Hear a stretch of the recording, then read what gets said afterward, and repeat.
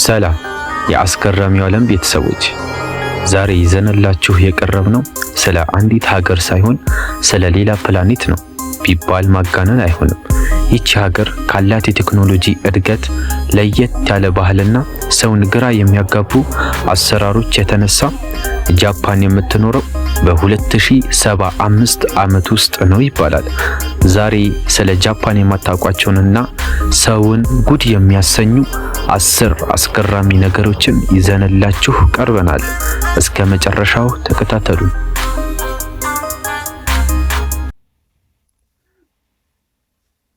በመጀመሪያ የምናየው ሰው የሌለባቸው ሱቆች። ጃፓን ውስጥ በማንኛውም መንገድ ዳር ሰው የሌለባቸው ሽያጭ ማሽኖች ይገኛሉ። የሚገርመው ግን እነዚህ ማሽኖች ውሃና ሶፍት ብቻ ሳይሆን ትኩስ ምግብ፣ ዣንጥላ፣ አልባሳትና እንዲያውም ትኩስ ቡና አፍልተው ያቀርባሉ። በሀገሪቱ ውስጥ ከ5 ሚሊዮን በላይ እንዲህ አይነት ማሽኖች አሉ። ሁለተኛ፣ የባቡር ሰዓት አክባሪነት። ጃፓን ውስጥ ባቡር ማርፈድ የማይታሰብ ነው።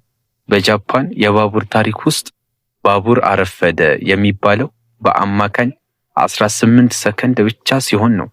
ባቡሩ ከዚህ በላይ ካረፈደ የባቡሩ ድርጅት ለእያንዳንዱ ተጓዥ በይፋ ይቅርታ ይጠይቃል።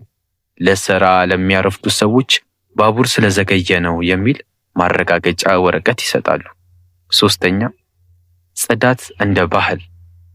ጃፓን ውስጥ የጽዳት ሰራተኛ መቅጠር ብዙም አያስፈልግም። ምክንያቱም ተማሪዎች ከልጅነታቸው ጀምሮ ትምህርት ቤታቸውን፣ መማሪያ ክፍላቸውን፣ ሽንት ቤታቸውን ራሳቸው እንዲያጸዱ ይደረጋል።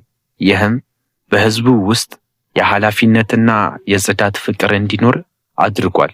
በስታዲየም ጨዋታ ካለቀ በኋላ ደጋፊዎች ቆሻሻቸውን ሳይሰበስቡ አይወጡም። አራተኛ፣ ሮቦቶች በየቦታው። ጃፓን ውስጥ ወደ ሆቴል ሲሄዱ ሪሴፕሽን ላይ የሚያስተናግዱት ሮቦቶች ሊሆኑ ይችላሉ። በየሬስቶራንት ውስጥ ምግብ የሚያቀርቡ፣ መንገድ የሚያሳዩና እንዲያውም ቤት ውስጥ አረጋውያንን የሚያስከባክቡ ሮቦቶች ማየት በጣም የተለመደ ነው። አምስተኛ፣ ምንም ወንጀል የሌለባት ሀገር። ጃፓን በዓለም ላይ ካሉ በጣም አስተማማኝ ሀገራት አንዷ ናት። አንድ ሰው ዋሌቱን ወይም ስልኩን መንገድ ላይ ቢጥል የመገኘት እድሉ 90% ነው። ሰዎች ያገኙትን ዕቃ ወስደው በአቅራቢያቸው ለሚገኝ ፖሊስ ጣቢያ ይሰጣሉ። ትናንሽ ሕፃናት ብቻቸውን ባቡር ተሳፍረው ትምህርት ቤት ሲሄዱ ማየት በጣም የተለመደ ነው። ስድስተኛ፣ ድመት የሚነግስባቸው ደሴቶች። ጃፓን ውስጥ አኦሺማ የምትባል ደሴት አለች።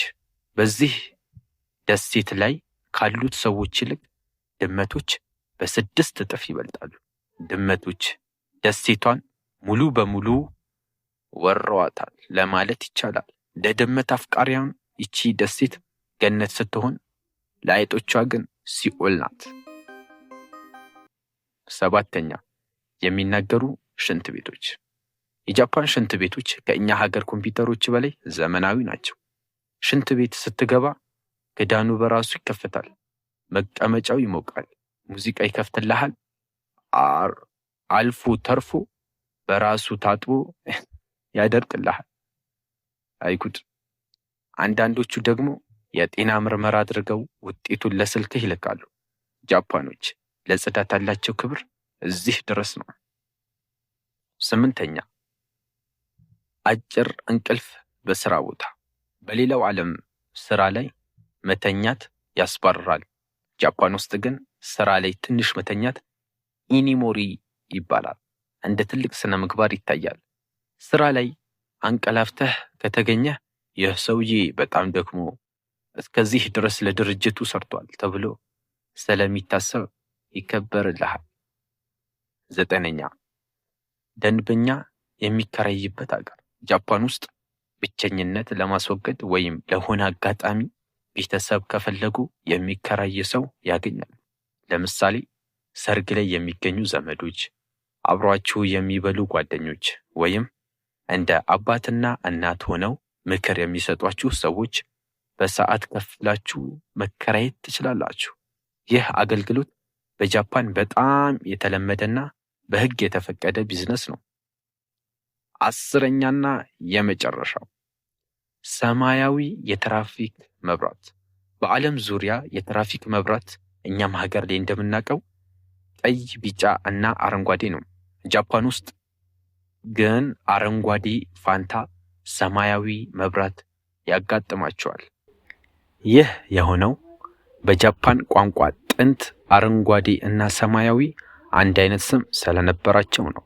ጃፓኖች አሁንም ድረስ ለአረንጓዴውን መብራት አኦ ሰማያዊው ብለው ስለሚጠሩት አንድ አይነት ቋንቋ ነው የአረንጓዴውም ሰማያዊ በጃፓን ቋንቋ እና መንግስት ከባህላቸው ጋር እንዲሄድ መብራቱን ወደ ሰማያዊነት ቀይሮታል። ለዛሬ ያዘጋጀንላችሁ የጃፓን አስገራሚ ጉዶች እነዚህ ነበሩ። እናንተን ይበልጥ ያስገረማችሁ የትኛው ነው? ኮሜንት ላይ ንገሩኝ። ቪዲዮን ከወደዳችሁት ላይክ አድርጉት። እንደዚህ አይነት ገራሚ መረጃዎች እንዲደርሳችሁ ደግሞ ሰብስክራይብ በማድረግ ቤተሰብ ይሁኑ። ስለተከታተላችሁን አመሰግናለሁ። በሌላ ቪዲዮ እስክንመለስ ቻው ቻው።